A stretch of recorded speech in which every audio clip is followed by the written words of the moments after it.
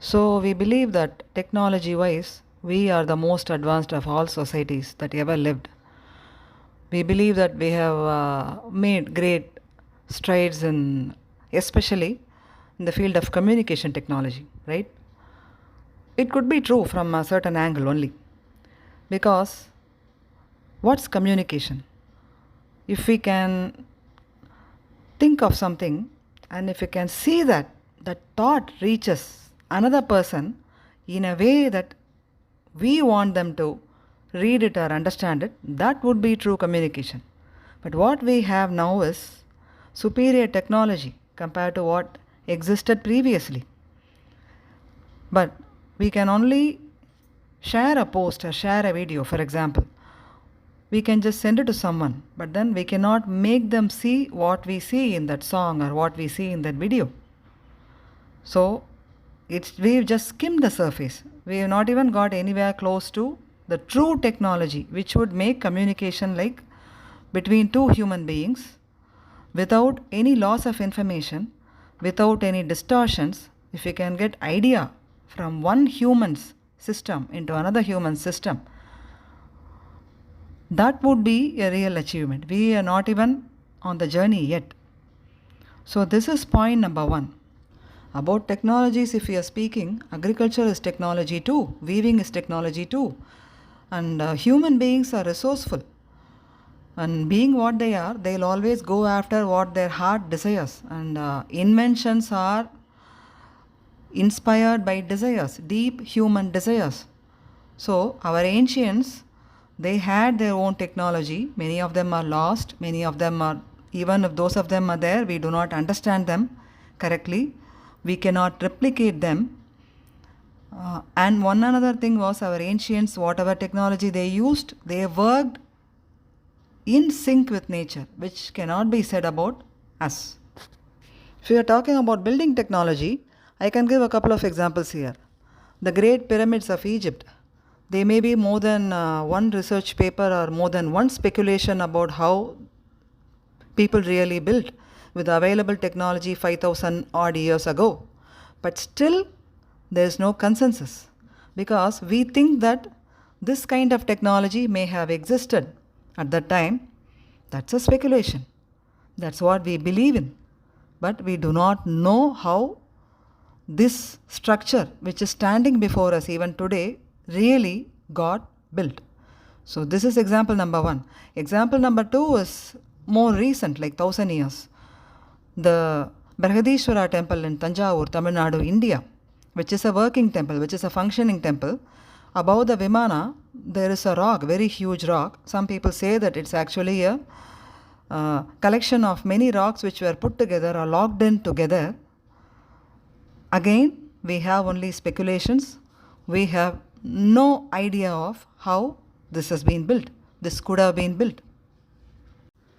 So the second point is slightly more complex compared to the first point, which was about technology.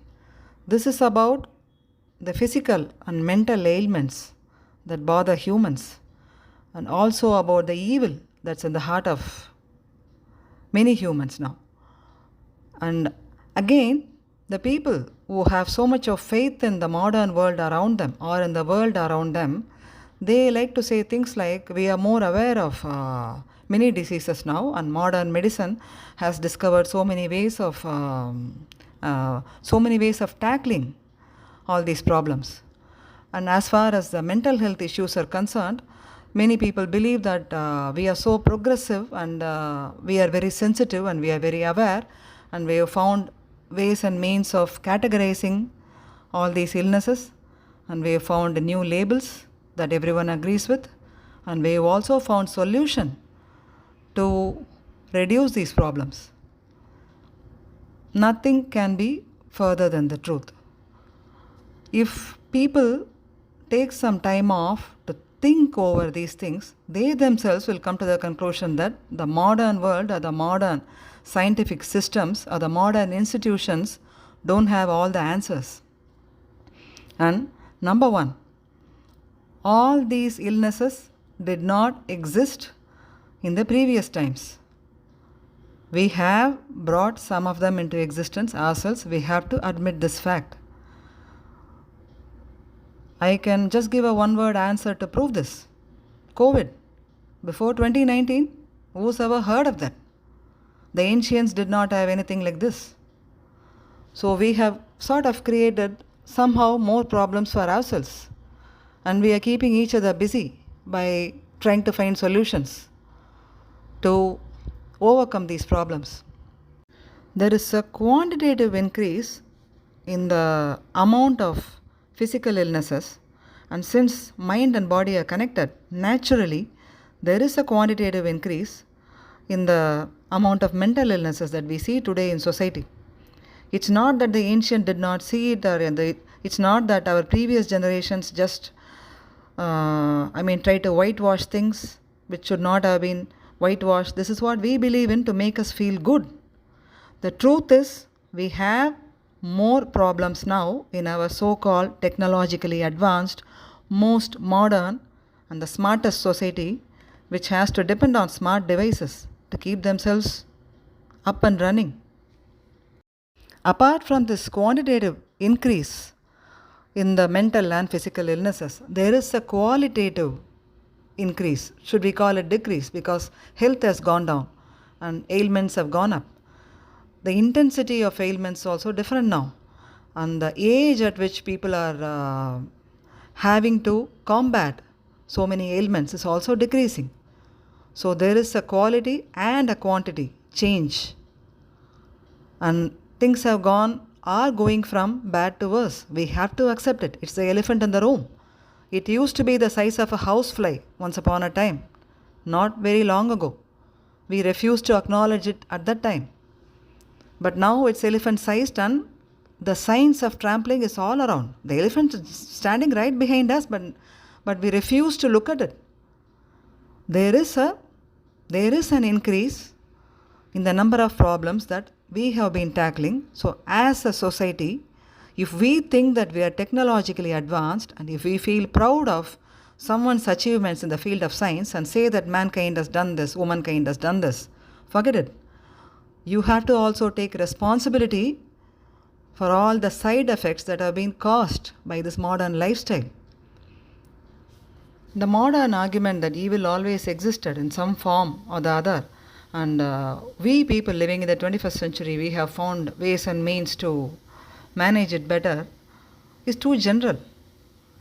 Evil has existed earlier, but not to this extent, not in this numbers, not in this quality. When we talk from a dharmic perspective, earlier yugas, people could actually see evil, embodied evil. So they were the Rakshasas, they were the Asuras who were terrifying all the worlds. And it was always one person, aided by maybe he has some attendant evil, hench people. But it was always one person in whom the evil was all concentrated, and he could be seen by people. So it means that people were more perceptive. So in the next yugas, there were more and more of these asuras who just came about and who were hurting people. But I am quoting Sri Kanchi Swami here. He says, he is also quoting from the scriptures when he says this. He says, evil has become much more sophisticated now.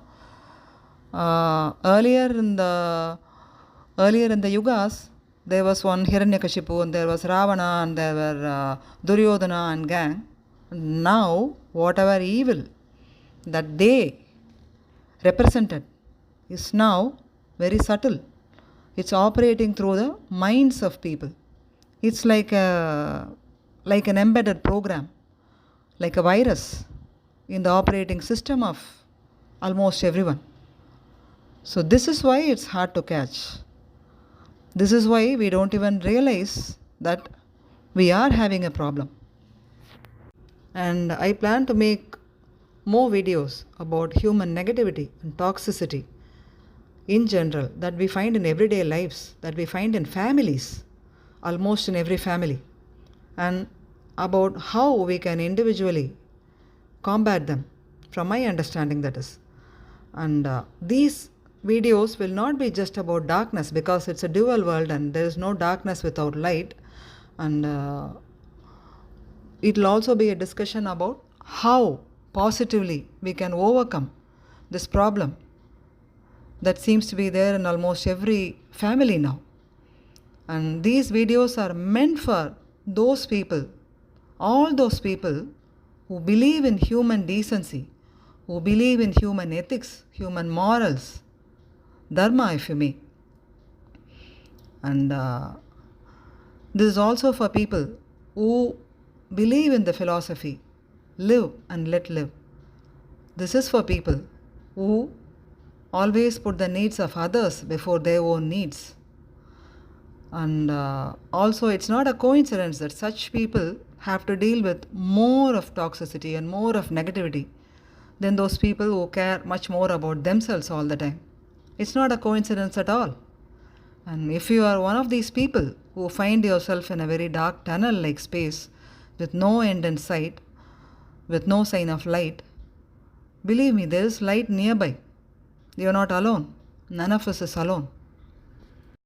This communication technology that we find ourselves with now can be and is being put to very good use as well. And we can do so the same thing. And we can do it. And wherever we are, whatever we may do, whoever we may be, we can always help each other with our experiences, with our discussions, with our insights. And I'll just finish this video with this one thought. According to Dharma, the human life is very, very rare. Not everyone gets a chance to be a human. It's said that even the Devas want to take birth in the human world as a human, because this is an opportunity. This is a golden opportunity to rise above so many levels of consciousness, to reach the highest level of consciousness that's available to any Jivatma. This is possible while a person is still living. We don't have to actually die to reach there. So we can walk towards that. We are on the right path already. We can walk towards that light, energized by each other. We can do so. It's all well within our reach, well within our limits.